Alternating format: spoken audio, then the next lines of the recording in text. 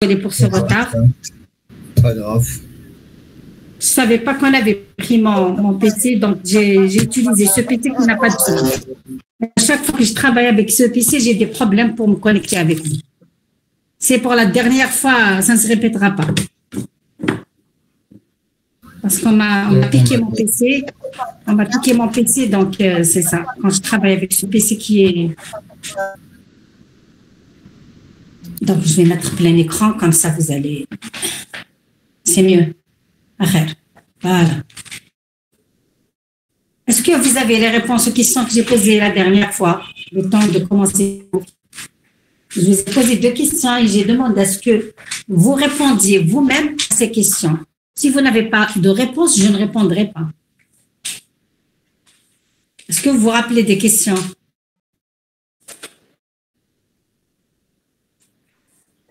Ah oui. Madame, c'est concernant les... Je ne sais pas, c'est à vous de me dire. J'ai posé des questions. On s'est entendu qu'on allait débattre ces questions, que vous alliez faire des petites recherches et me répondre vous-même. Maintenant, si vous n'avez pas fait l'effort, ça ne vous intéresse pas, je ne vous répondrai pas.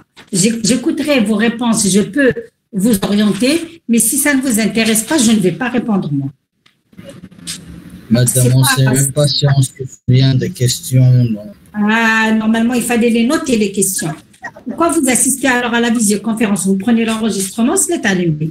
Si vous assistez, vous avez, on a débattu un point et on s'est entendu qu'on allait débattre ces réponses la séance d'après, monsieur Delavant, on n'est pas en train de jouer. Et si vous n'avez pas la réponse de cette séance, eh ben, je vous propose de revoir l'enregistrement. Comme ça, vous allez retrouver les questions et on va les débattre la séance prochaine. D'accord? Moi, je ne vous donnerai pas les réponses. Madame. Ni les questions, ni les réponses. Anna. Madame, vous avez dit que... J'ai dit les neurohormones alpha et gamma. Madame, les motoneurones alpha vont destiner à la superficie des muscles, sont extrafusables. Au contraire que les motoneurones gamma sont destinés au niveau des fuseaux intrafusables, sont responsables à l'étirement des muscles. Et les autres... En d'autres termes, ce qu'on les termes employés en histologie, il y a ceux qui sont destinés aux plaques motrices, et ceux qui sont destinés neuromusculaires et ceux qui sont destinés aux fibres musculaires striées squelettiques. Tout simplement. C'est ça. Madame, vous pouvez répéter, je n'ai pas bien entendu. Logiquement, si vous me donnez cette réponse, normalement, vous avez compris. J'ai dit en d'autres termes, il y a certains qui sont destinés aux plaques motrices neuromusculaires et les autres qui sont destinés aux fibres musculaires striées squelettiques. C'est ça? Oui. Est-ce que tout le monde a saisi? Oui, madame. Donc, ce n'est pas la peine que je reprenne. On a parlé des motoneurones alpha. J'ai écrit que c'était que ces motoneurones à axone épais de grande taille étaient destinés aux fibres musculaires striées squelettiques aux plaques motrices. Contrairement aux gamma qui sont de petite taille à axone mince, ils sont destinés aux fuseaux neuromusculaires. Voilà, tout simplement. Je pense que vous avez fait peut-être un peu de neurophysiologie ou bien c'est de l'anatomie. Voilà schématiquement les motoneurones alpha et gamma.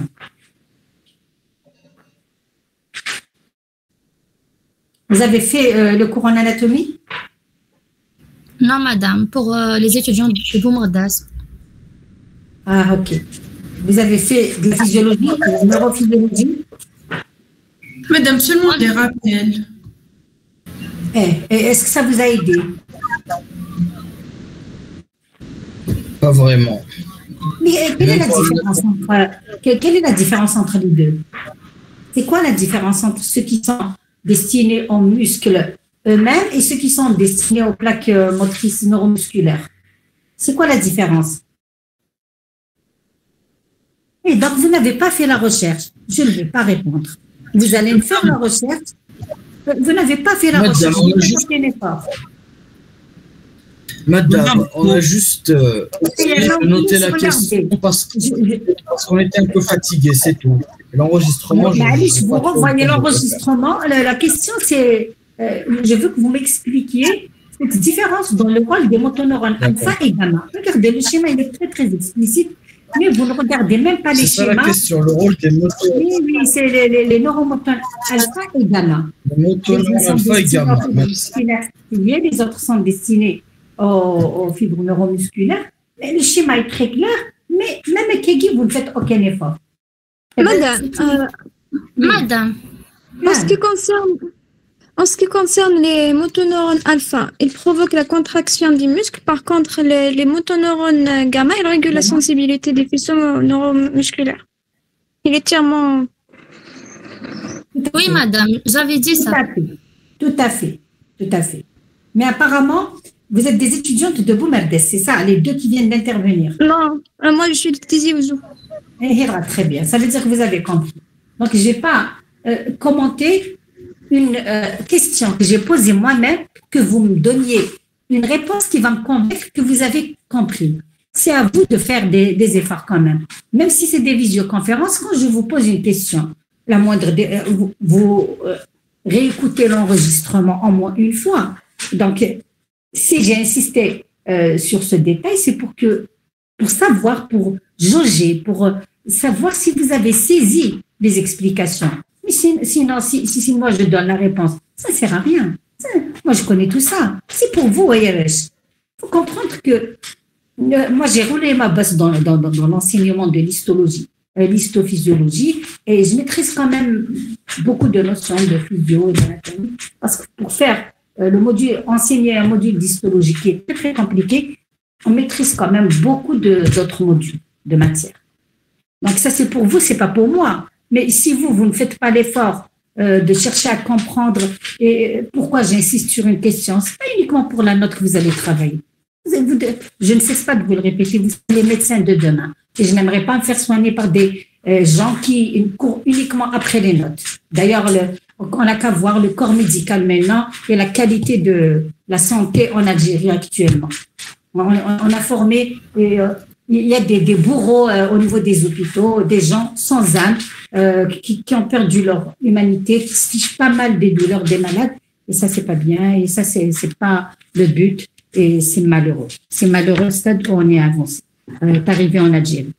C'est pour ça que parfois, on n'a plus envie de continuer parce que ça fait de la peine de voir tout ça. C'est bien de vouloir avoir un 17-18, mais il faut joindre l'utile à l'agréable. Vous allez manipuler des vies humaines. Allez, c'est des machines. Si elles se cassent, vous allez les jeter et acheter d'autres.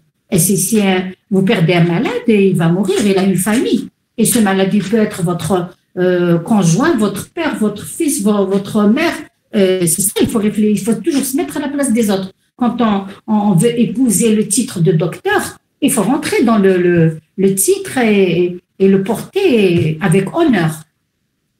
Allez, ça y est, j'ai trop parlé, je continue le cours. D'accord? Cela étant dit, c'est une vérité amère. Hein? Allez, je continue. Donc, on a vu, je vais commencer le cours d'aujourd'hui. Commencez plutôt. Oui, Madame,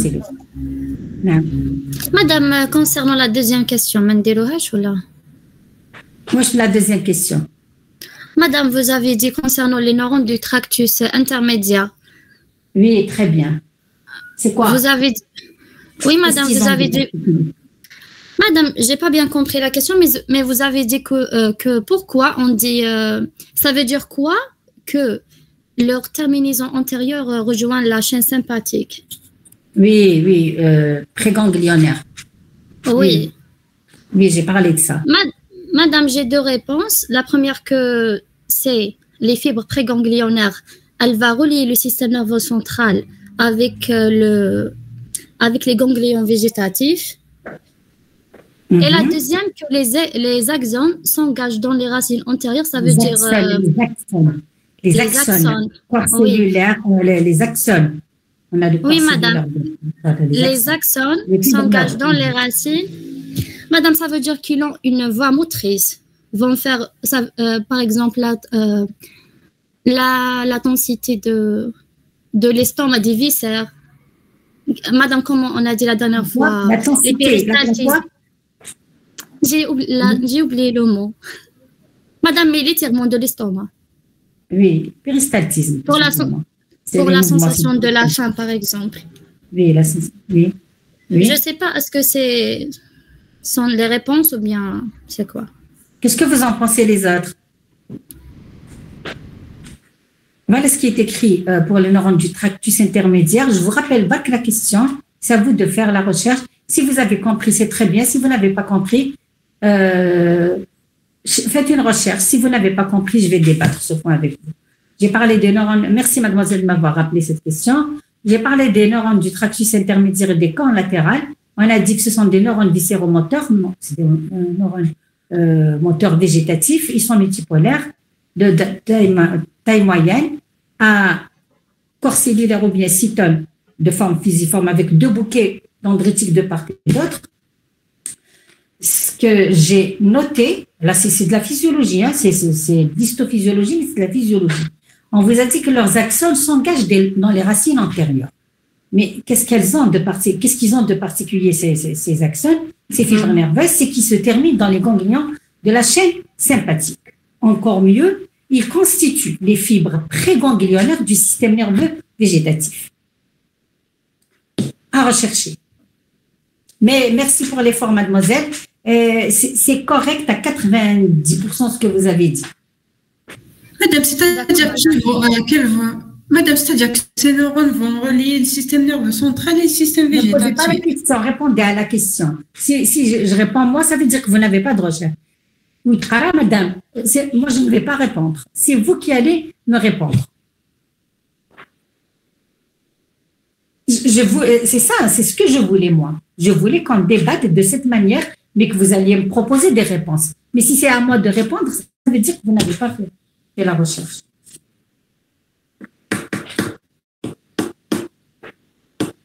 Et c'est très très clair. Hein? On vous dit qu'ils s'engagent dans les racines antérieures, ils se terminent dans les ganglions de la chaîne sympathique et ils constituent les fibres préganglionnaires du système nerveux végétatif. C'est clair, net et précis.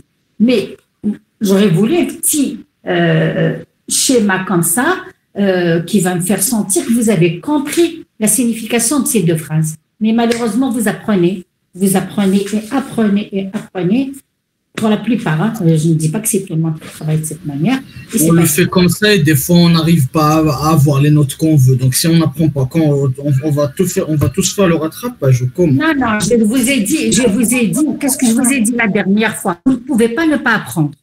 Premièrement, parce que les termes techniques, vous n'êtes pas des scientifiques. Personne, moi-même, personne ne peut ramener les termes techniques qu'il faut. Donc, vous êtes obligé d'employer les mots qu'il faut, la terminologie médicale qu'il faut. Alors, au lieu de dire axone, vous ne direz pas autre chose. Donc, vous êtes obligé d'apprendre. Hein. Celui qui vous dira il ne faut pas apprendre, ça veut dire que c'est pas vrai. Il ne faut pas négliger le problème de langue que vous avez. Déjà, les enseignants, ils ont des problèmes de langue. Le problème de langue, vous ne maîtrisez pas la langue française. Même quand vous comprenez, vous n'arrivez pas à vous exprimer vous-même. Donc, vous êtes obligé d'apprendre ce qu'on vous écrit. Là, je ne suis pas contre. Vous êtes obligé d'apprendre. Mais apprendre quelque chose que vous avez bien assimilé. Sinon, ça ne sert à rien du tout. Ça peut servir, puisque c'est un système, je m'excuse pour le mot, j'estime que ce système d'examination avec des QCS à réponse unique, ce n'est pas un système d'examination. Bon, ça a été parachuté de partout, mais bon, on n'a pas eu notre mot à dire par rapport à ça, mais un système d'examination pareil encourage, je m'excuse pour le terme, la médiocrité, parce que vous apprenez par cœur, et puis répondre A, B ou C avec le copiage, le problème de langue, ma foi, les notes, elles ne reflètent pas le niveau des étudiants, hein. C'est une vérité absolue. Il y a des gens qui travaillent, je suis d'accord, c'est pas tout le monde qui triche, mais la triche, c'est là, ça triche de partout, ça communique de partout, vous avez des problèmes de langue, mais apprendre comme ça, il faut penser à votre carrière de futur médecin. Parce qu'après, ça mènera où? Ça va mener vers quoi le système médical algérien? Voilà.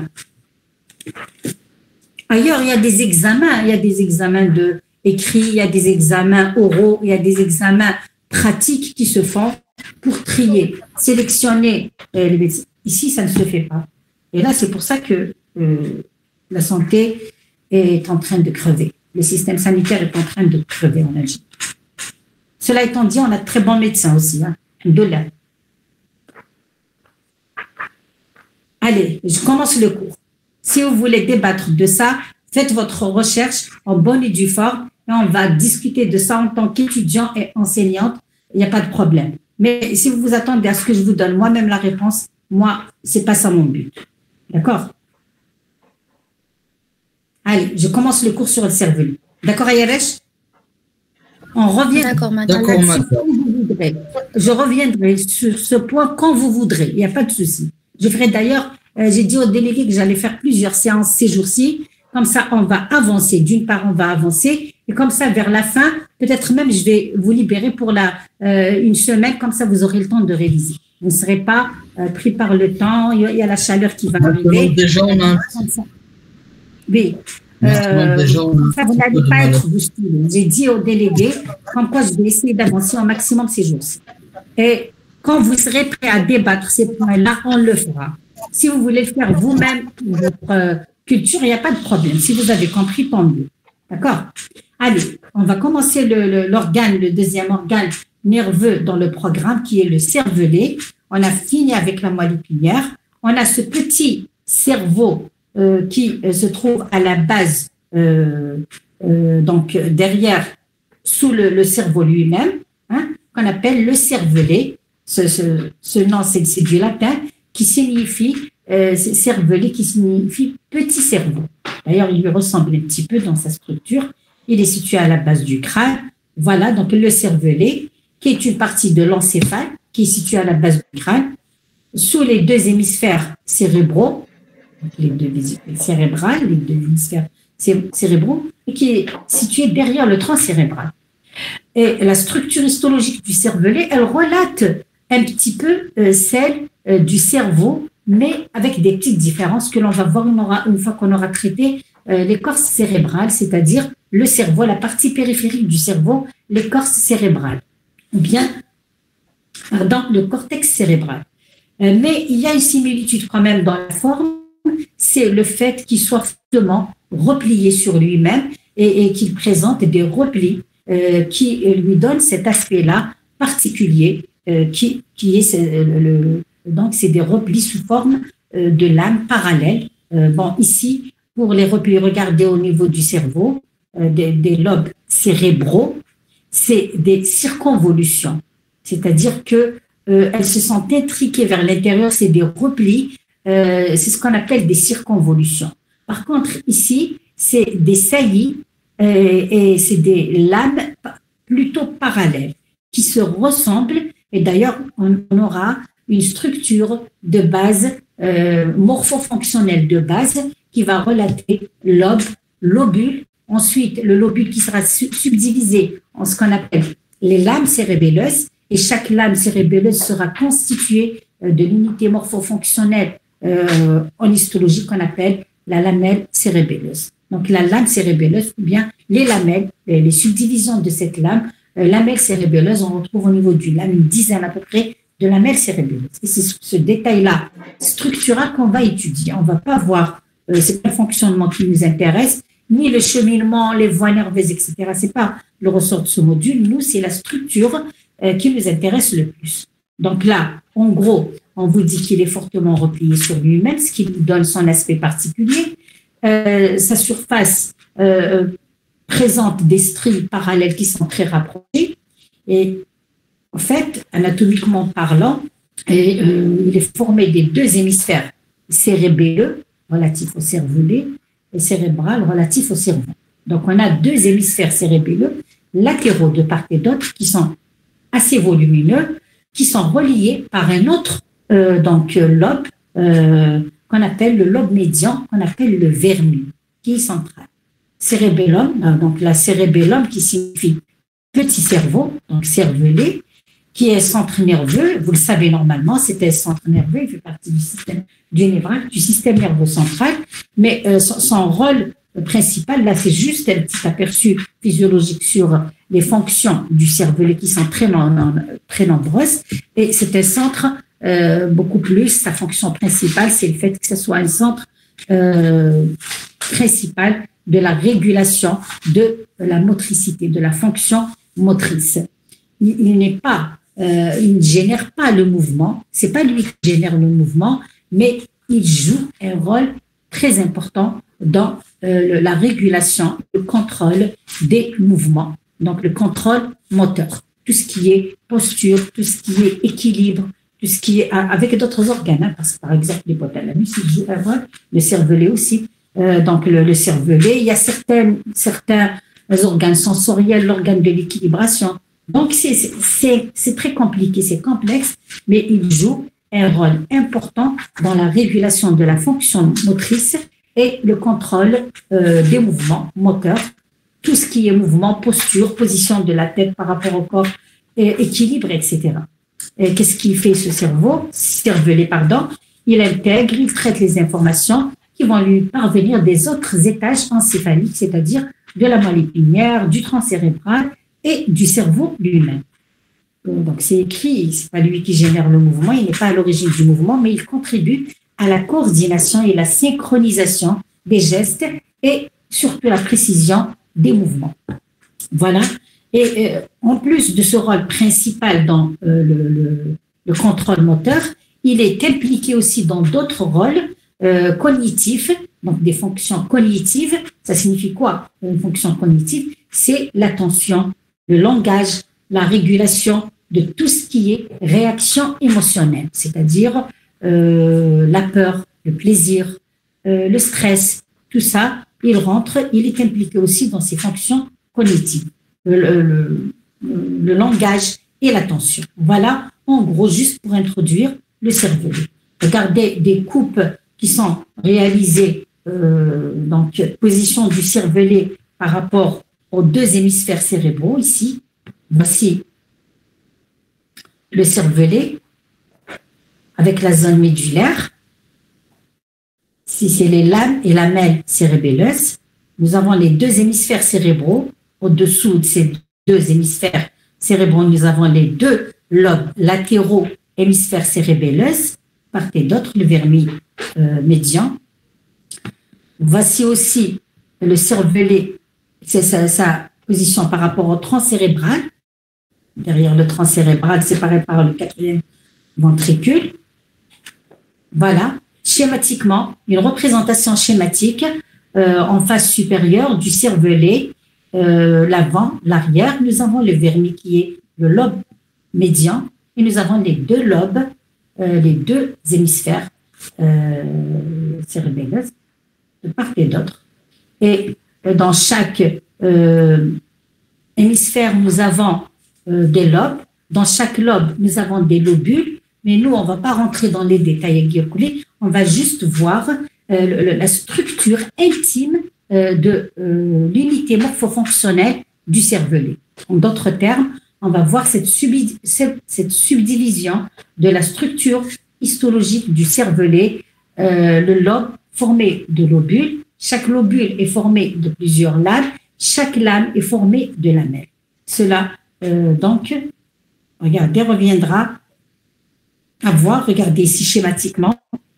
Nous avons cette striation sous forme de lames parallèles qui donne cet aspect strié au cervelet. Ce sont les lamelles ici. Et quand je fais en coupe ici postérieure, en coupe horizontale, j'aurai à voir carrément la structure presque un lobule cérébelleux avec la matière grise cérébelleuse externe, la zone périphérique de chaque lame. Voici une lame cérébelleuse, une lame. Voici les lamelles cérébelleuses, à peu près une dizaine par là. Voilà, c'est ce détail structural que l'on va étudier dans ce présent cours beaucoup plus. C'est centré par la substance blanche, contrairement à la moelle épinière où la substance grise est centrale et la substance blanche périphérique. Ici, on est dans les autres organes nerveux et on a affaire à un agencement inversé de la matière grise et de la matière blanche, tout en notant le fait que au centre médulaire, on retrouve des noyaux qu'on appelle les noyaux gris du cervelet. On va les énumérer tout à l'heure. Donc, voici une lamelle cérébelleuse. Avant de passer à l'étude histologique précise du parenchyme cérébelleux, du cervelet, du lamelle cérébelleuse, on va faire un petit énoncé, un petit aperçu, si vous voulez, sur l'origine embryonnaire du cervelet, tout comme on a fait pour la moelle épinière. D'accord? Regardez ici l'origine embryologique. Il ne faut pas oublier que on est remonté, donc on n'est pas au niveau du tube neural caudal, on est au niveau du tube neural céphalique, dans la région céphalique du tube neural, durant le développement embryonnaire, précisément à la fin de la 4e semaine du développement embryonnaire, c'est-à-dire à la fin du premier mois du développement, le tube neural, qu'est-ce qui va lui arriver au niveau céphalique, crânial? Qu'est-ce qui va se passer? On va noter la présence de 3 dilatations. Donc, il y a des dilatations sous forme de 3 vésicules dans un premier temps. On aura 3 vésicules. Ensuite, ces 3 vésicules, elles vont encore se diviser et on va obtenir 5 vésicules cérébrales primitives. Donc, on va passer donc par 2 stades d'évolution au niveau de la région céphalique du tube neural. À la fin du premier mois du développement embryonnaire, il va se dilater dans un premier temps en 3 vésicules, ensuite en 5 vésicules.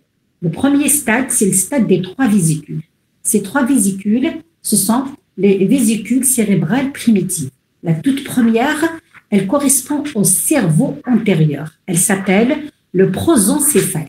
C'est la première vésicule, c'est le prosencéphale. Vous me suivez, Yeresh? Vous êtes là? Oui, madame. Oui, madame. La deuxième vésicule cérébrale, très bien. La deuxième vésicule cérébrale primitive, qui correspond au cerveau moyen primitif, c'est le mésencéphale. La troisième vésicule, au stade 3, dans un premier temps, la troisième vésicule cérébrale primitive, dite correspondant au cerveau antérieur, c'est le rhumbencéphale. Donc là, on passera au stade suivant, qui est le stade des 5 vésicules cérébrales primitives. Qu'est-ce qui va se passer? On va noter des remaniements et des divisions au niveau des 3 cerveaux antérieurs, moyens et postérieurs, des 3 vésicules primitives cérébrales. La première va se diviser. La deuxième ne se divisera pas. La troisième va se diviser. Donc, le prosencéphale, il va se diviser en 2 autres vésicules à l'origine du diencéphale et des vésicules kélencéphaliques. Et pour la première, pour le cerveau antérieur, qu'on appelle le prosencéphale, on ne va pas rentrer dans le détail embryologique. Suivez avec moi. Il y a que cet écrit et ce que j'explique que vous devez retenir. Parce que les détails, c'est très, très compliqué, le développement embryonnaire du tube neural, du début jusqu'à la formation du cerveau et de tous les organes nerveux. C'est très, très complexe. On aura besoin d'un programme de cours d'une dizaine de cours d'embryologie pour bien comprendre les détails de ce développement embryonnaire. Donc là, il faudra juste, j'ai résumé pour retenir l'essentiel. Le prosencéphale, c'est le cerveau antérieur. Le mésencéphale, c'est le cerveau moyen. Le rhombencéphale, c'est le cerveau postérieur. Et tout cela, durant le stade, à 3 vésicules. C'est les vésicules cérébrales primitives qui vont être à l'origine de 5 vésicules. À partir de la première, on aura la subdivision du prosencéphale en diencéphale et en 2 vésicules collées. C'est une paire de vésicules qu'on appelle les 2 vésicules kélencéphaliques. Vous allez voir que celles-ci, elles vont donner le cerveau après. Quand on va faire l'écorce cérébrale, ça va être ces 2 vésicules kélencéphaliques qui sont à l'origine du cerveau. On ne peut pas traiter le tout, donc on a traité l'essentiel. Le mésencéphale, il ne se divise pas. Le rhumbencéphale, lui, il se divise en 2 autres vésicules. La première, elle s'appelle le métencéphale et la seconde, on l'appelle le myélencéphale. Et on a dit tout ça pour rajouter que l'ébauche du cervelet, donc l'ébauche cérébelleuse, elle apparaît à la 7e semaine du développement, après tous ces remaniements, stade 3, stade 5.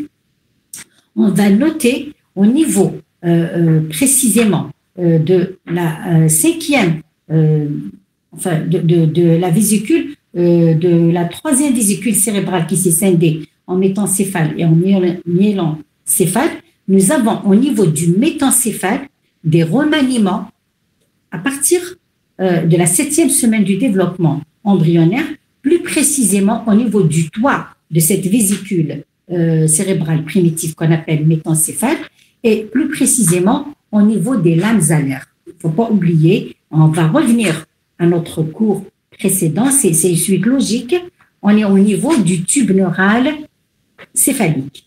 On est dans la zone, dans la région céphalique du tube neural. Donc, et dans cette région céphalique, on a les lames fondamentales et les lames alaires, on a vu la composition du tube neural. Donc, c'est des remaniements qui vont s'opérer au sein des lames alaires du métencéphale, où on assistera à l'apparition de l'ébauche du cervelet à la 7e semaine du développement embryonnaire. D'accord? Regardez ici, il y a une petite représentation schématique de tout ce que je viens de raconter là. On a d'abord le tube neural, on a la zone céphalique et la zone caudale. Le tube neural, la zone caudale qui a du tube nerveux, du tube neural qui a donné la moelle épinière. Ça, on le met de côté. Nous avons la zone crâniale ou bien la zone céphalique. Cette vésicule, il y aura apparition de le stade 3 vésicules primitives cérébrales où on a assisté à ces subdivisions en vésicules, dilatation, 3 dilatations qui ont donné les 3 vésicules primitives cérébrales, prosencéphale, mésencéphale et rhambencéphale. La première vésicule, elle va scinder en télencéphale et en diencéphale. La seconde, elle ne se divise pas, elle demeure mésencéphale. Et la troisième, elle se divise aussi en métencéphale et en myélencéphale. C'est cette partie-là, métencéphale, et plus précisément au niveau du toit du tube neural à ce niveau-là, et au niveau des lames alaires, du toit des lames alaires, qu'il y aura des remaniements qui vont être à l'origine de l'ébauche cérébelleuse. Ça va? Voilà. Regardez le cerveau antérieur, c'est les vésicules télencéphaliques et le diencéphale avec les vésicules optiques. Ça, on le laisse de côté parce que ce n'est pas l'objet de notre cours d'aujourd'hui. On a le mésencéphale qui ne s'est pas divisé. On a le métencéphale et c'est sur cette partie-là qui va donner le cervelet, l'ébauche cérébelleuse. D'accord? Voilà un petit et encore un schéma récapitulatif qui va vous orienter un petit peu pour vous expliquer comment évolue le tube neural de la vie embryonnaire, du début des remaniements qui se sont opérés au sein du tube neural au stade de une vésicule, ensuite 3 vésicules, jusqu'au stade où il y a formation du système nerveux central dans sa totalité avec la moelle épinière, le cervelet, le cerveau, le tronc cérébral. D'accord? Donc là, ça relate un petit peu les mouvements et les remaniements, les transformations, les modifications qui sont opérées dans les subdivisions et les différenciations des vésicules cérébrales primitives du stade 3 à 5 jusqu'à donner tous les organes nerveux à la naissance. Avec les 2 hémisphères cérébrales, les hémisphères cérébelleux, le cervelet, le tronc cérébral, la moelle épinière et le tout. Là, c'est l'évolution du stade tube neural, avec la partie caudale qui est dans la moelle épinière, au cerveau. J'aurais préféré qu'on mette au système nerveux central, parce qu'il n'y a pas uniquement cerveau, mais SNC. Bon, c'est juste schématique. Hein? Vous n'allez pas apprendre un schéma comme ça, juste pour que vous compreniez. Ça va? Oui, madame. Oui, ça va. Très bien. Allez, on va rentrer dans le vif du sujet, structure histologique du cervelet. Donc, on vous dit que le cervelet, dans un premier temps, on va voir les caractéristiques générales de la structure du cervelet. Quand on l'observe comme ça, déjà macroscopiquement, il présente 4 caractéristiques principales. La première, c'est le fait qu'il soit très plissé. Donc, la première caractéristique, c'est le plissement. Il est très plissé, très replié sur lui-même. Il a des plis. La deuxième caractéristique, c'est son épaisseur qui est assez faible. Donc, les plis, ils ont une épaisseur très fine, très faible. Et la troisième caractéristique, c'est l'homogénéité. Ça signifie quoi, cette homogénéité? À votre avis, c'est quoi cette homogénéité? Je l'ai dit tout à l'heure indirectement. C'est quoi cette homogénéité? Oui, c'est-à-dire une ressemblance de structure. Très bien, très très bien. Oui, c'est une ressemblance de structure. Là, quand je prends le cerveau et que je fais examiner en coupe, quelle que soit l'incidence de coupe en coupe, quand je réalise une coupe au sein du cervelet, je réaliserai qu'il y a une unité morphofonctionnelle, une répétition dans la structure, c'est-à-dire c'est l'unité morphofonctionnelle. C'est comme quand je... Patientez un moment, s'il vous plaît. Donnez-moi 30 secondes. D'accord? D'accord.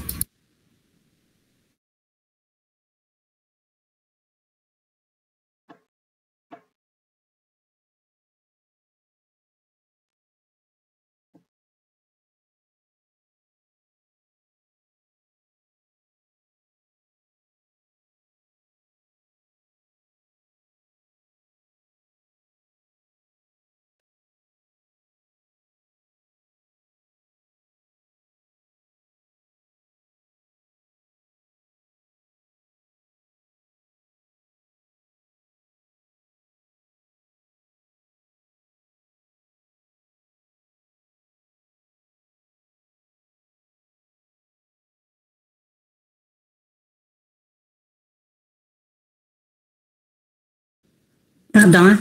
Je continue. Donc, j'ai dit l'homogénéité. Quand je prends, par exemple, c'est l'unité morphofonctionnelle. Qu'est-ce qu'on appelle l'unité morphofonctionnelle en histologie? C'est le fait que là où on réalise une coupe, on retrouvera exactement la même structure qui se répète. C'est comme au niveau du parenchyme hépatique. Quand vous passez dans un lobule hépatique, d'un lobule à un autre, on a exactement la même structure. Le lobule qui est hexagonal, avec les espaces portes. Cette structure, elle se répète indéfiniment dans le parenchyme hépatique. C'est le cas pour le parenchyme cérébelleux. Là où je réalise ma coupe, je retrouverai l'unité morphofonctionnelle fondamentale au niveau du cervelet. Et si j'insiste sur ce point-là, vous allez voir que c'est là la grande différence. C'est pour ça que je vous ai dit, les replis, ils ressemblent au cerveau sans tout autant dire qu'elles se ressemblent vraiment. Parce que la grande différence entre la structure du cervelet et celle du cerveau, c'est le fait que il n'y a pas cette unité morphofonctionnelle au niveau du cerveau. D'un lobe à un autre, d'une circonvolution à une autre, on a une différence dans la structure du cerveau comparativement à celle du cervelet où je retrouverai toujours la même unité morphofonctionnelle fondamentale. Est-ce que vous avez saisi ce que je viens de raconter? Oui, madame. Très bien. Donc, il y a une autre caractéristique macroscopique quand on observe comme ça le cervelet, c'est le fait qu'il soit très stratifié. C'est sa stratification. Et cette stratification, on la retrouve aussi dans le parenchyme cérébral, mais pas vraiment, parce qu'au niveau du parenchyme cérébral, c'est des remaniements, c'est des circonvolutions qui sont différentes d'un lobe à un autre. Si je passe du lobe frontal au lobe occipital, ou bien si je passe d'une circonvolution à une autre, il y a les fonctions physiologiques qui diffèrent, il y a la structure histologique de ces zones-là, de ces aires fonctionnelles, R avec AIRES, ces surfaces fonctionnelles qui diffèrent. Et toute la différence est là. D'accord? Ça va pour ces 4 points. Donc, on retient que les 4 caractéristiques principales du cervelet, c'est le plissement, la faible épaisseur, l'homogénéité et la stratification. OK? Je continue? Oui, madame. Donc, voici si vous voulez, la grande distinction entre la structure histologique du cervelet et celle du cerveau, du cortex cérébral, je dirais. D'accord? Et là, pour le cortex cérébelleux, on va voir qu'on a cette notion-là d'unité morphofonctionnelle. On a des lobes qui sont subdivisés en lobules, lesquels ces lobules sont subdivisés chacun en lames, plusieurs lames, et laquelle ces lames sont divisées en lamelles, qui sont les unités chaque lamelle, elle correspond à une unité morphofonctionnelle du cervelet. Et on a une dizaine de lamelles par lame. Voilà. Regardez ici, c'est lamelles. Ces striations, c'est des lamelles. J'ai ici, regardez, une lame. Ça, cette entité, c'est une lame. Et c'est subdivisant dans cette lame, c'est des lamelles. On a à peu près une dizaine de lamelles dans chaque lame. Et ce qui est en grain, c'est la partie périphérique du parenchyme du cervelet de cette lame cérébelleuse. Et cette structure-là, c'est la matière grise, c'est l'écorce cérébelleuse. C'est ce qu'on appelle l'écorce cérébelleuse ou bien carrément la substance grise cérébelleuse. On va le voir tout de suite. D'accord? Et là, c'est la zone médiane. Et l'axe de chaque lamelle, il correspond à la substance blanche du cervelet. Et dans cette entité, on va retrouver au centre médulaire de cette coupe ce qu'on appelle les noyaux gris centraux. On va les voir tout à l'heure. D'accord? En coupe horizontale. Voilà l'examen. Donc, on va passer à l'examen en microscopie optique d'une coupe. Vous avez saisi, Yabesh. Je continue. Je continue? Oui, Oui, madame. Très bien. Donc, examiner en microscopie optique une coupe d'une lamelle cérébelleuse. La lamelle, c'est la plus petite structure qui est l'unité morphofonctionnelle. Donc, l'examen en microscopie optique d'une lamelle cérébelleuse va révéler les composants suivants. Donc, on va distinguer une enveloppe de substance grise qui est l'écorce ou bien le cortex cérébelleux. C'est l'écorce cérébelleuse ou bien le cortex cérébelleux. Elle a à peu près 1 millimètre d'épaisseur, c'est assez faible quand même, qui est très plissée. C'est cette enveloppe de substance grise. Voilà. Dans ce schéma, c'est cette partie-là. Là où il y a des points comme ça, toute cette partie-là, périphérique, c'est ce qu'on appelle la substance grise. Plissée, regardez. C'est repli, c'est les lamelles. Elle est plissée. C'est l'écorce cérébelleuse ou bien le cortex cérébelleux ou bien la substance grise cérébelleuse qui est plissée, qui est de 1 mm. La même chose d'ailleurs. Madame, vous pouvez nous montrer le lobe sur ce schéma? Par exemple, Wagi, ça, là, j'ai une lame, une deuxième lame, une troisième, quatrième, cinquième, sixième, septième, huitième, neuvième, et tout ça, c'est un lobule. Dès que j'ai un centre médulaire où je retrouve les noyaux gris, c'est un lobule. Enfin, voilà, d'accord? Oui, d'accord, madame, merci. Pas de quoi. C'est un peu compliqué, suivez qu'elle avec moi. J'arrive à m'expliquer, c'est bon. Vous comprenez ce que je raconte, Yared? Oui, madame. Très bien. Donc, on vous dit l'examen en microscopie, je répète, l'examen en microscopie optique d'une coupe de lamelle cérébelleuse, la plus petite unité morphofonctionnelle du cervelet, nous permet de distinguer une enveloppe de substance grise qui est très plissée et qui a une épaisseur de 1 mm, qu'on appelle l'écorce cérébelleuse, le cortex cérébelleux. Et c'est quoi? Puisque c'est une matière grise, c'est une substance grise, donc ça vous le savez maintenant, elle est faite de cellules nerveuses et de fibres nerveuses. mais majoritairement,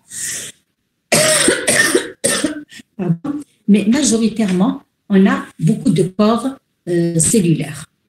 C'est les corps cellules nerveuses et des fibres nerveuses. On va retrouver aussi beaucoup de fibres nerveuses dans le cortex cérébelleux.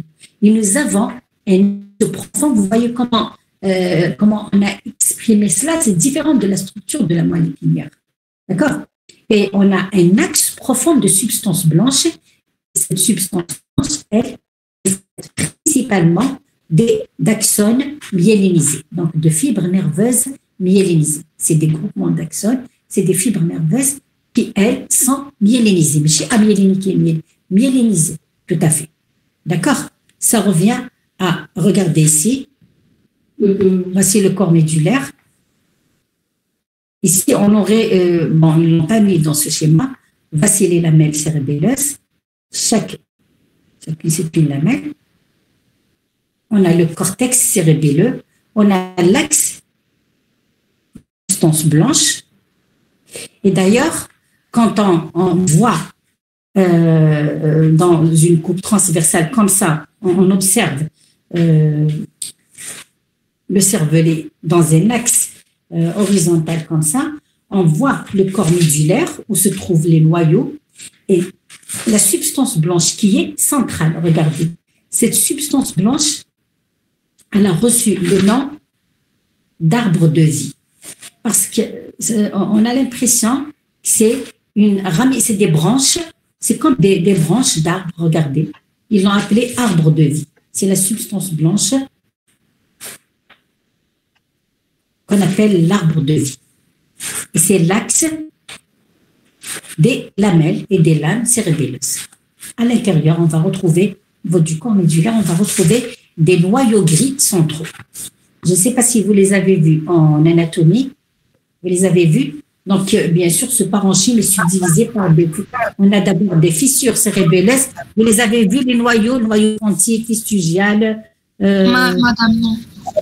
On n'a pas encore fait le cerveau. Et en neurophysio, non. Pas encore aussi. On n'a pas bien avancé. Neurophysio. Après vous. Neurophysio pour nous, c'est des rappels pour nos amis de Beaumeldas. D'accord. Il n'y a pas de souci. De toutes les façons, je vais les énumérer. Nous, ce qui nous intéresse le plus, c'est l'écorce cérébelleuse. Donc, regardez en coupe sagittale une lame cérébelleuse avec les lamelles qui la forment. Regardez. Suivez bien avec moi. Suivez la flèche. Vous la voyez, la flèche? Vous voyez la flèche? Oui, madame. Oui, madame. Regardez, de là. La voix. Suivez avec moi, s'il vous plaît. De là. Suivez bien. Voilà. Suivez la flèche. Hein.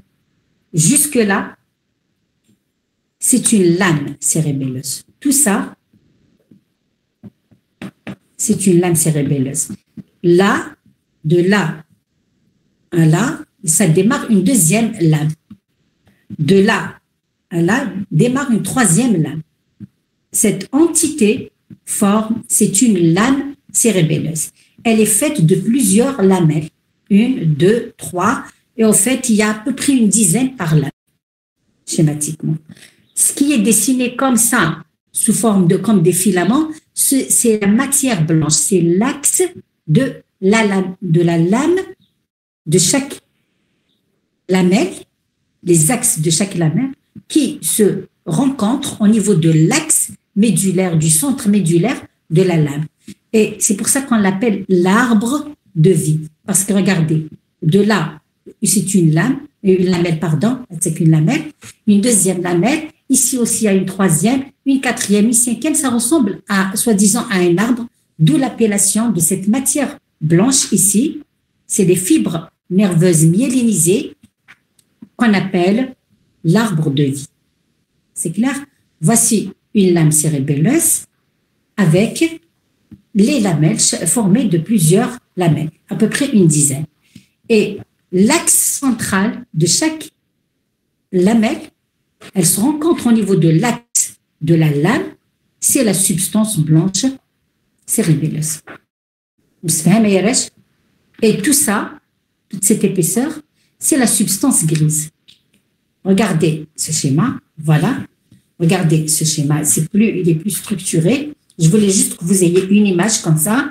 Et là, on va rentrer dans le vif du sujet parce que ce qui nous intéresse le plus, c'est cette substance grise cérébelleuse.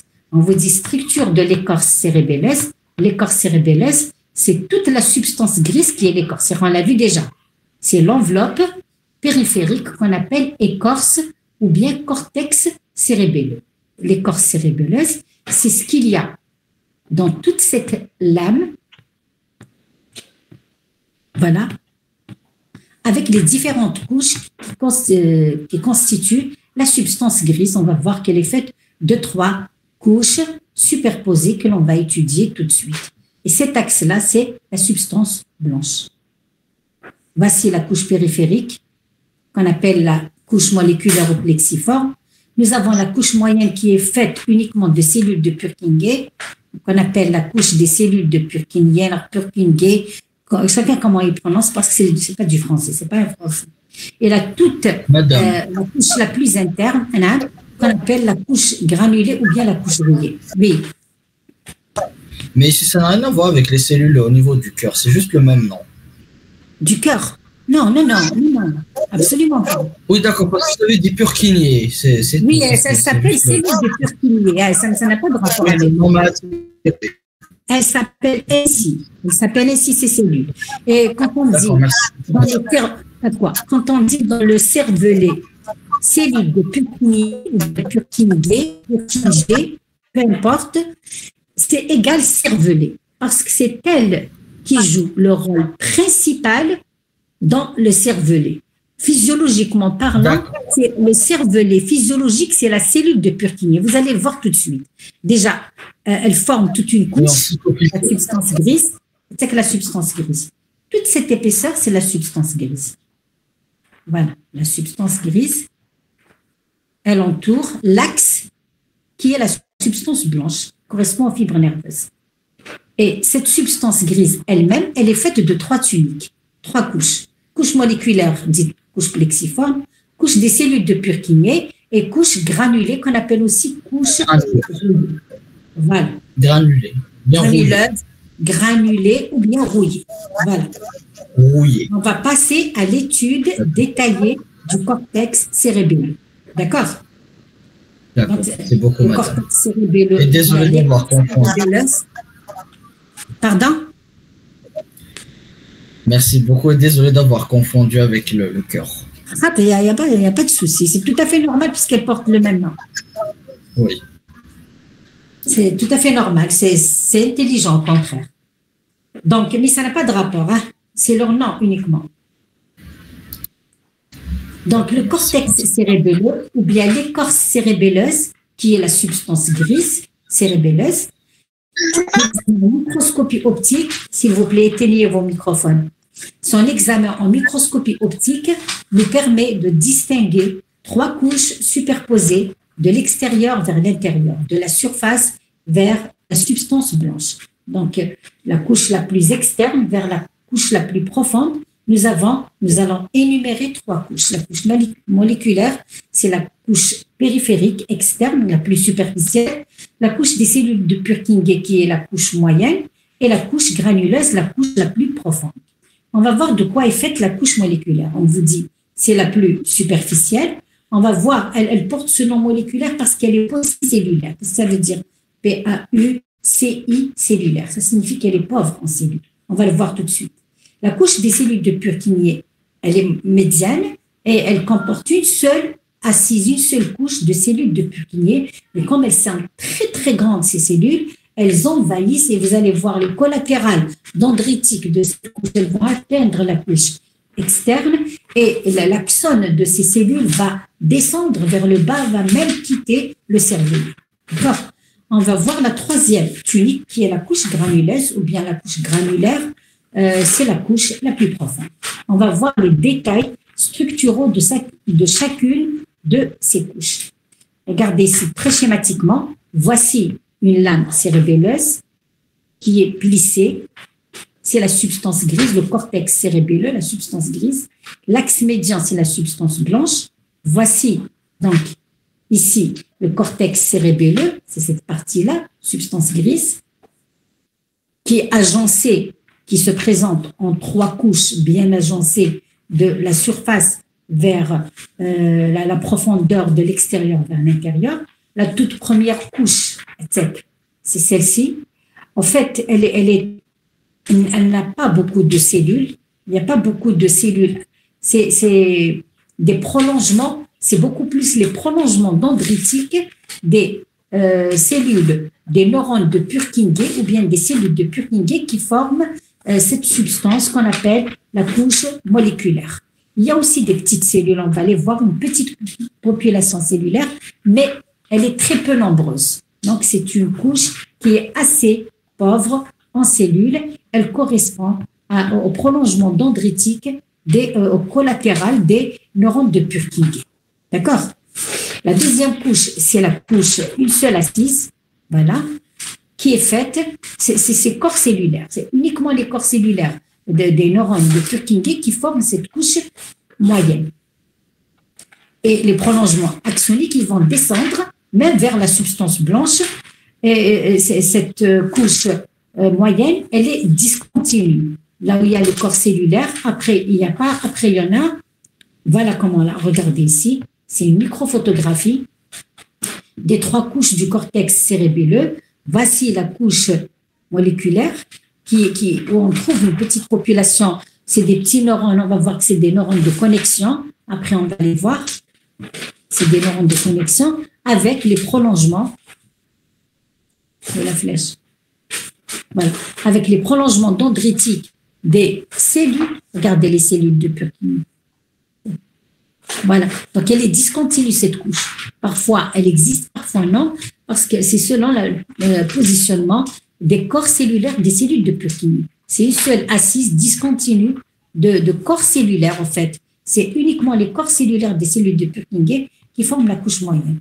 Et la couche la plus interne, c'est la couche granulée. Regardez, il y a beaucoup de grains parce qu'il y a une densité. Regardez, ici, les neurones de Purkinje. À l'intérieur, elle est granuleuse. On l'appelle aussi la couche rouillée parce que c'est comme si elle paraît très foncée, comme de la rouille. Ils l'ont appelée avant, ils l'ont appelée la couche rouillée. Regardez ici en microphotographie la couche moléculaire. Regardez la couche rouillée. Elle paraît très, très dense.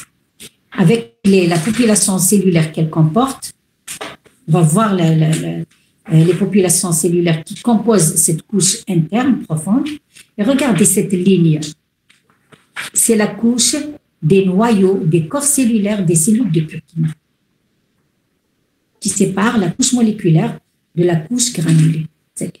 L'axe blanc aiguë, regardez, ça, c'est la substance blanche. Voilà. Voici une lamelle. Voici une deuxième lamelle. Voici une autre lamelle. D'accord? Voilà. Ça va? Ça va, Yarouche, je continue. On va voir en détail les 3 couches agencées de la substance grise cérébelleuse. On va voir la composition cytologique, si vous voulez, de ces 3 couches. Je continue? Allez. En ce qui concerne la couche moléculaire, très bien. En ce qui concerne la couche moléculaire, on vous dit qu'elle s'appelle aussi la couche plexiforme. C'est la couche plexiforme du cortex cérébelleux ou bien de l'écorce cérébelleuse.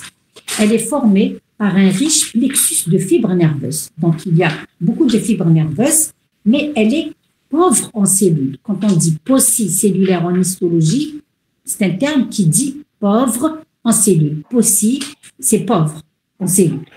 Mais on y trouve une petite population, quelques cellules, et ces cellules correspondent à des neurones multipolaires.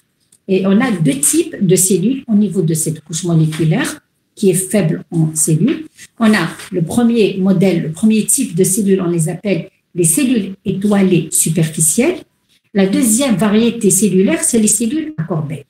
En ce qui concerne la première variété de cellules que l'on trouve au niveau de cette couche pauvre en cellules, elles sont peu nombreuses, on l'a déjà dit, et elles sont beaucoup plus elles se retrouvent beaucoup plus dispersées dans le tiers le plus externe de la couche moléculaire. D'ailleurs, on les appelle les cellules étoilées superficielles parce que c'est elles qui occupent le tiers externe de la couche moléculaire. Ça va? Je continue.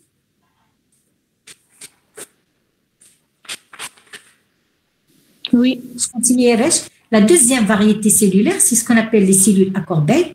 Et celles-ci, donc contrairement aux cellules étoilées superficielles, elles sont situées beaucoup plus en profondeur au niveau de la couche moléculaire et elles sont réparties dans les 2 tiers internes de la couche moléculaire, tout simplement. On ne va pas rajouter plus que ça. Ne cherchez pas à savoir plus que ça. C'est largement suffisant pour vous. D'accord?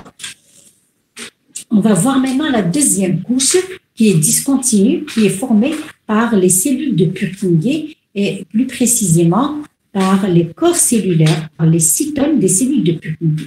Donc, c'est une monocouche discontinue d'ailleurs de cellules de Purkinje. Et là, on va voir un petit peu, puisque c'est la cellule principale du cervelet physiologiquement parlant, on va voir les caractéristiques structurales cytologiques de cette cellule de Purkinje. Elle se présente comment? Donc, elle présente un cytone, un corps cellulaire, un péricaryon ou un cytone ou un corps cellulaire qui est de forme triangulaire pyramidale. Le corps cellulaire, il est volumineux. Elle présente un axone qui part de son pôle basal, qui s'enfonce dans la couche la plus profonde, dans la couche granuleuse, sous-jacente, et ensuite qui va atteindre la substance blanche. Et qui va quitter cette substance blanche pour se rendre vers les noyaux gris centraux d'abord du cervelet et ensuite vers les noyaux vestibulaires au niveau du tronc cérébral, dans le vestibule. Donc, ça va quitter le cerveau. En ce qui concerne, vous avez compris, sans plus, hein, on ne va pas faire de la physiologie. Donc, cet axone, il va, regardez schématiquement, voici la cellule de Purkinje. Regardez cette cellule. Tout ça, c'est la cellule de Purkinje. C'est collatéral, c'est 2 rameaux dendritiques principaux avec leur collatéral. Regardez les collatérales des dendritiques d'une seule cellule de Purkinje. Ici, il y a une seule cellule. Voici le corps cellulaire où se trouve le noyau, le péricaryon. Et voici les dendrites qui remontent vers la couche moléculaire.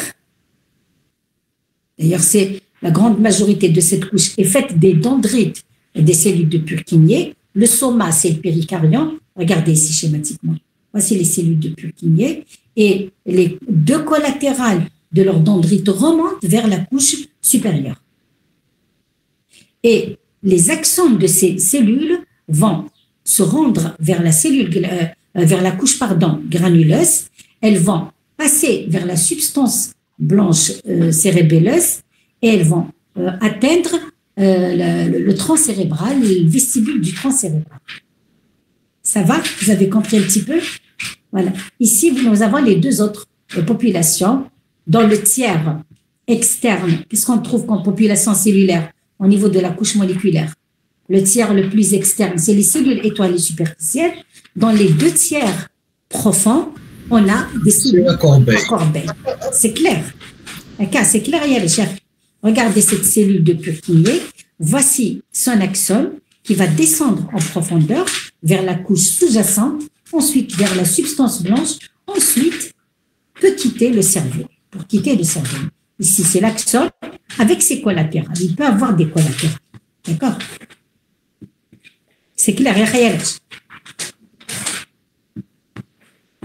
Les dendrites naissent du pôle apical du cytone, avec, voilà, l'axone il est né du pôle basal de ce cytone, ce péricaryon, du soma, et les dendrites, elles naissent du pôle apical. Voilà, c'est cette description, vous suivez, c'est très clair. Les dendrites naissent du pôle apical du cytone, elles présentent 2 tiges protoplasmiques principales, 2 collatérales, 2 tiges protoplasmiques principales. Elles sont subdivisées en branches secondaires qui donnent une arborisation, ça ressemble à un arbre. Voilà les 2 collatérales qui vont se ramifier, qui vont donner carrément une arborisation très dense, pouvant atteindre la surface de la lamelle cérébelleuse. Donc, ces arborisations secondaires, primaires, secondaires, ces ramifications des branches secondaires vont atteindre la surface de la lamelle cérébelleuse. Ces dendrites émettent, on vous dit qu'elles émettent une infinité de collatérales qui se terminent par de petites pointes allongées, sous forme des petites languettes comme ça, des petites pointes. En épines, on les appelle les épines dendritiques. Voilà. Donc, les parties, et toutes, regardez ces petits points-là, les parties terminales des collatérales, regardez là, ces petits points-là, c'est des petites languettes comme ça, sous forme d'épines, qu'on appelle les épines dendritiques de la cellule de Purkinje. Regardez. Voilà. Les arborisations terminales des collatérales et des subdivisions des collatérales dendritiques, ces arborisations terminales se terminent par des petites pointes épineuses qu'on appelle les épines dendritiques de la cellule de Purkinje. C'est clair? Voilà. Je continue. Ça va, Yaresh? Normalement, c'est très clair. Vous lisez le cours, vous suivez la diapo, vous lisez le cours, vous suivez la diapo, parce que la diapo, c'est moi qui l'ai faite sur la base de mon cours, du PDF. D'accord? Donc, vous suivez le schéma et vous allez vous retrouver. D'accord? Quelqu'un m'a appelé? Mademoiselle, vous m'avez appelé, là, vous avez dit d'accord. Je continue alors. La troisième et toute dernière couche, qui est sous-jacente à la couche des cellules de Purkinje, c'est la couche la plus profonde. Et celle-ci, au niveau de cette couche, on retrouve deux types de neurones. Ce sont des neurones multipolaires.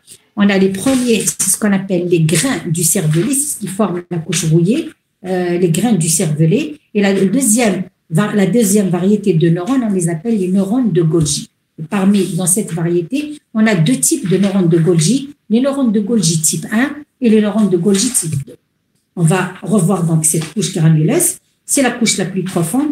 Elle renferme deux types de neurones multipolaires, les grains du cervelet.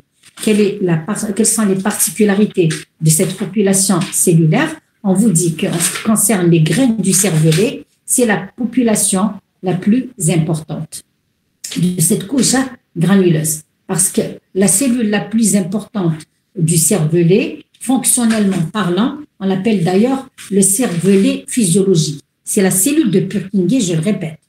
Mais la population cellulaire dominante de la couche granuleuse, c'est les grains du cervelet. D'ailleurs, regardez la densité de ces cellules. Regardez. Toute cette couche, c'est la couche profonde. Et la population la plus dominante, comme ça, les points granuleux comme ça, c'est les grains du cervelet.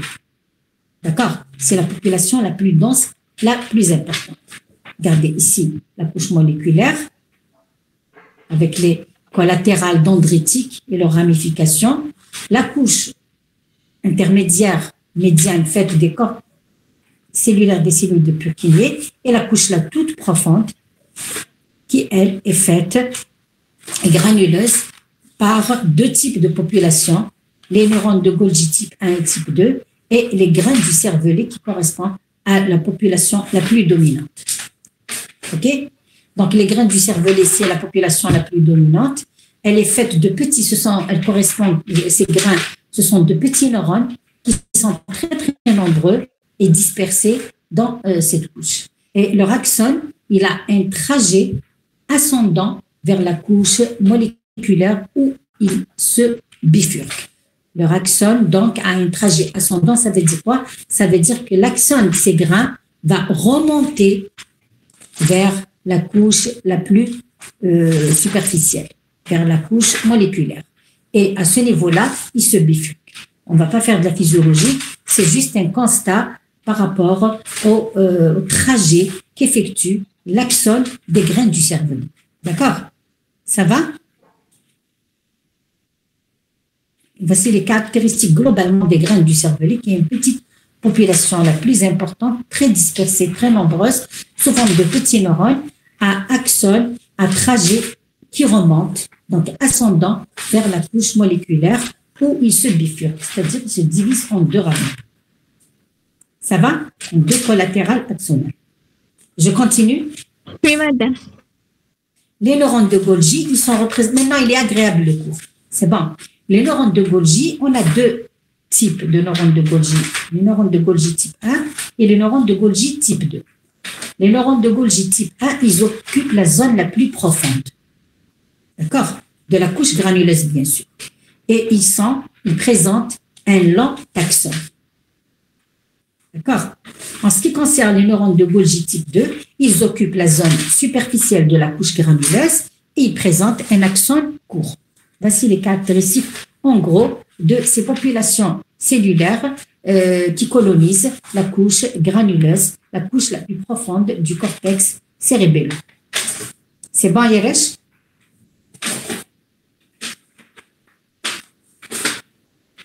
D'ailleurs, regardez ici schématiquement, quand ils ont mis la population cellulaire, ils ont parlé des grains. Parce que déjà, elle est granuleuse, c'est les grains qui l'emportent, qui dominent dans la population cellulaire. Il y a aussi les neurones de Golgi type 1 et type 2. Regardez ici, une microphotographie de la couche moléculaire, il y a très peu de cellules, étoilées superficielles, c'est une seule, couche moléculaire, cellules de Purkinje avec les collatérales, regardez, ici c'est les dendrites, ici c'est qui prédominent. Là, la couche de Purkinje, c'est les corps cellulaires, c'est des neurones de Purkinje. Et puis on a la couche des grains, la population très dense des cellules à grains, regardez. Tout ce qui est en bleu foncé comme ça, c'est des grains, les grains du cerveau. L'autre population, c'est les cellules de Golgi type 1 et type 2. Ça va, je continue? Oui, madame. Très bien, la substance blanche maintenant. C'est quoi la substance blanche? On va juste mettre un peu d'ordre parce que j'ai tout dit pratiquement. C'est l'axe des lamelles cérébelleuses qui forment l'arbre de vie. L'examen en microscopie optique de la substance blanche cérébelleuse nous permet de retrouver 3 éléments constitutifs, à savoir les fibres nerveuses myélinisées, afférentes et efférentes, c'est-à-dire qui arrivent, qui partent, des fibres nerveuses uniquement myélinisées. Hein. Vous voyez, on n'a pas dit et amyéliniques. Les fibres de la substance blanche cérébelleuse sont des fibres nerveuses myélinisées, afférentes et efférentes, c'est-à-dire qui arrivent et qui partent. On a des neurones d'association qui relient les lamelles cérébelleuses entre elles, pour la connexion entre les lamelles, c'est des neurones d'association. Et nous avons également une population de cellules gliales, de cellules névrogliques, qui correspondent principalement à des astrocytes, comme on a vu dans la moelle épinière. Et là, on a des oligodendrocytes aussi, qui sont des cellules névrogliques, cellules de soutien, de nutrition, de protection, etc., etc. Ça va? Voilà. Voici la substance blanche. Voici les lamelles. La substance blanche, c'est ce qui est en mauve clair. La substance grise, c'est tout ça, pas uniquement le violet et le blanc. Ce qui est intermédiaire ici, c'est les corps cellulaires de Purkinje. Ce qui est en violet foncé, c'est la couche des grains, la couche granuleuse. Ce qui est en mauve, c'est la partie moléculaire, c'est la couche moléculaire. Et ce qui est ici, bon, ici ils l'ont mis en mauve clair, ensuite c'est du mauve foncé, c'est la substance blanche cérébelleuse. Voici, c'est l'arbre de vie. Voilà. C'est l'arbre de vie, tout ça. C'est la substance blanche. OK? Ça va? Je continue. Oui. Très bien. Donc, je vous ai dit que dans la substance blanche, on retrouve 4 paires de noyaux gris. Donc, c'est des neurones avec leur corps cellulaire. On les appelle les noyaux gris de la substance blanche cérébelleuse. On a 4 paires de chaque côté de la ligne médiane. Nous avons une paire de chacun des 4 noyaux gris centraux. Le premier, on l'appelle le noyau du toit. On l'appelle aussi le noyau. Je vais vous donner juste leur nom, vous allez les voir en anatomie. D'accord? On a 4 types de noyaux. C'est à connaître, juste leur nom. Hein. Le noyau du toit, on l'appelle le noyau fastigial aussi. Le second noyau, on l'appelle le noyau emboliforme, l'embolus, ou bien l'interposé antérieur. Le troisième noyau, on l'appelle le noyau globuleux, globulus, on l'appelle l'interposé postérieur. Et nous avons l'olive cérébelleuse qu'on appelle le noyau dentelé. C'est à connaître. Donc, j'ai juste énuméré les 4 types de noyaux que l'on retrouve de part et d'autre de la ligne médiane au sein du cervelet. On a 4 paires. C'est à connaître. C'est tout. C'est bon? Regardez ici, de part et d'autre. On a le fustigial.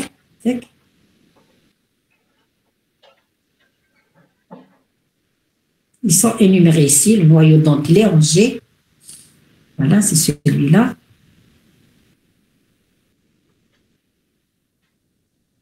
L'embolus. D. Le globulus en E.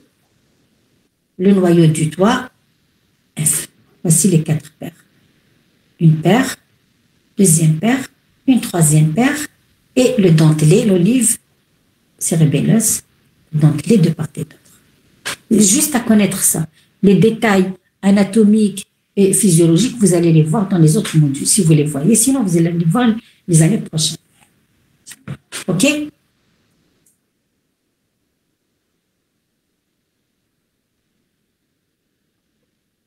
Ça va? Je continue? Oui, madame. C'est le dernier point, je vous libère, je préfère finir. Puisqu'on est dans le bain, on va finir le cerveau. D'accord? En ce qui concerne les fibres nerveuses, les fibres nerveuses, c'est-à-dire que c'est les fibres qui parviennent, il y a les fibres afférentes et les fibres efférentes, c'est-à-dire c'est les axones qui arrivent au cervelet et les axones qui partent du cervelet. Ce qu'il y a lieu de savoir, je vous l'ai déjà dit, je le répète pour la énième fois, les seuls axones qui sortent du cervelet, les seuls axones des populations cellulaires neuronales qui se trouvent dans le cervelet, qui sortent, donc la seule efférence qui existe dans le cervelet, c'est bel et bien les fibres nerveuses des cellules de Purkinje. D'accord?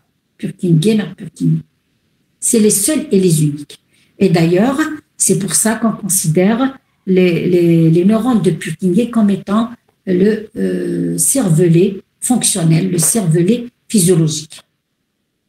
Et il y a des fibres qui vont parvenir au cortex cérébelleux, vers le cervelet. C'est des fibres qui peuvent provenir des étages inférieurs du névrax, du système nerveux périphérique. On a deux modalités, d'ailleurs, 2 types de fibres afférentes qui vont arriver au cortex cérébelleux.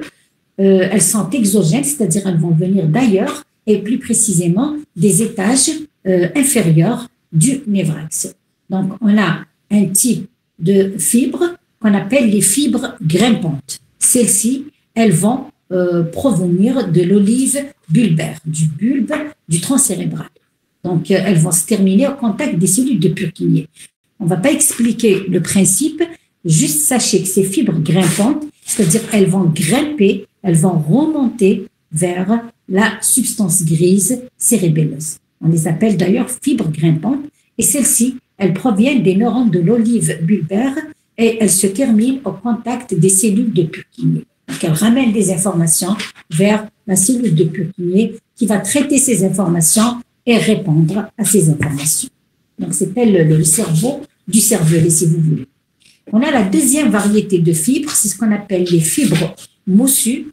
Et celles-ci, c'est des fibres dans les noyaux d'origine. Donc, celles-ci, les noyaux d'origine se trouvent au niveau de l'olive bulbaire. Mais par contre, les fibres moussues, leurs noyaux d'origine se trouvent au niveau de la moelle épinière et même au niveau des divers étages du tronc cérébral, dans les noyaux vestibulaires, dans les noyaux pontiques et le pont, etc. D'accord? Donc, c'est des fibres qui sont exogènes au cervelet, qui vont remonter vers le cervelet. Et on a ces deux modalités, les fibres grimpantes et les fibres moussues. Est-ce que vous avez compris? Et celles-ci, pour les fibres moussues, les fibres grimpantes, elles se terminent au contact des cellules de Purkinje. Donc, elles ramènent directement les informations vers la cellule principale du cervelet, qui est la cellule de Purkinje. Par contre, les fibres moussues, elles vont ramener des informations des étages inférieurs de la moelle épinière, du tronc cérébral, des noyaux vestibulaires, des noyaux pontiques, du pont, etc. Mais celles-ci, elles vont se terminer au niveau de la couche des grains du cortex cérébelleux. Ça va? Les modalités de fonctionnement, ça ne nous intéresse pas. OK? C'est juste le chemin qu'empruntent ces fibres nerveuses. Elles viennent de l'extérieur, elles sont exogènes, elles vont remonter le long du névrax, des étages inférieurs du névrax, vers tantôt pour les fibres grimpantes, les cellules de Purkinje, et pour les fibres moussues, vers la couche granuleuse. Ça va? Et le deuxième type de fibres, c'est les fibres efférentes, et ces fibres efférentes, elles sont représentées uniquement, la seule efférence du cervelet, c'est bel et bien les axones des cellules, donc les fibres nerveuses qui partent du cervelet, les seules fibres qui partent du cervelet, c'est bel et bien les axones des cellules de Purkinje. Ça va? C'est tout ce qu'il y a lieu de savoir en histologie concernant ces fibres nerveuses. Regardez schématiquement, nous avons, elles remontent les étages inférieurs. Voici les fibres grimpantes. Elles vont rejoindre la cellule de Purkinje, et plus précisément les collatérales dendritiques de la cellule de Purkinje, pour les fibres grimpantes, elles proviennent d'où les fibres grimpantes? Qu'est-ce que j'ai dit? Elles proviennent d'où? Du pont cérébral. Très bien, l'olive bulbaire. Et en ce qui concerne les fibres moussues, elles remontent, elles proviennent des étages inférieurs, moelle épinière, tronc cérébral, pont, etc. Et elles vont remonter, regardez pour les fibres moussues, elles vont remonter vers uniquement la couche des grains. D'accord? Ça va? Oui, madame. Ça va? Normalement, c'est très clair. Regardez ici une représentation spatiale, une petite organisation spatiale d'une lamelle cérébelleuse avec un peu de cytologie, si vous voulez, une représentation en coupe longitudinale d'une lamelle cérébelleuse avec les différents types cellulaires qui composent, principaux bien sûr, qui composent les trois couches, y compris la substance blanche du cervelet. Parce que ici, une lamelle cérébelleuse avec la substance blanche. Donc, il y a la substance grise, l'écorce cérébelleuse, et on a la substance blanche. Donc, on a un petit peu représenté très schématiquement les différents types cellulaires que l'on retrouve dans une petite organisation en 3D d'une lamelle cérébelleuse, cellules étoilées superficielles, au niveau de la couche moléculaire, de la couche plexiforme. Il y a aussi des fibres parallèles, c'est des fibres névroglyques. On a la cellule de Purkinje principale, la seule et l'unique efférence du cervelet, cellule de Golgi, de Purkinje. Ensuite, on a les cellules de Golgi et on a les grains. Cellules granuleuses, les grains. Il y a beaucoup plus. La population dominante, c'est les grains. Et là, pour la substance blanche, on a des axones myélinisés. C'est tout. Voilà pour cette organisation. Et pour résumer, pour faire un peu de physiologie, on va parler un petit peu de la cellule de Purkinje et de son rôle physiologique primordial dans le cervelet, puisque c'est la seule efférence du cervelet. Donc, on vous dit que cette cellule, c'est elle qui reçoit et qui intègre toutes les informations qui sont destinées au cervelet et qu'elle va transmettre via son axone et qui correspond à l'unique efférence du cortex cérébelleux. Je l'ai dit, on va mettre un peu d'ordre. Donc, on vous dit, malgré la pluralité des neurones et des axones de diffusion des influx de la cellule de Purkinje, de diffusion des influx nerveux, la cellule de Purkinje apparaît comme le centre de convergence de toutes les informations aboutissant au cervelet et le point de départ de tous les influx efférents. Donc, c'est le véritable cervelet physiologique, d'où la considération de cette cellule de Purkinje comme étant le véritable cervelet physiologique, puisque c'est l'élément de coordination principal, primordial et essentiel du cortex cérébelleux. On va rajouter à cela que...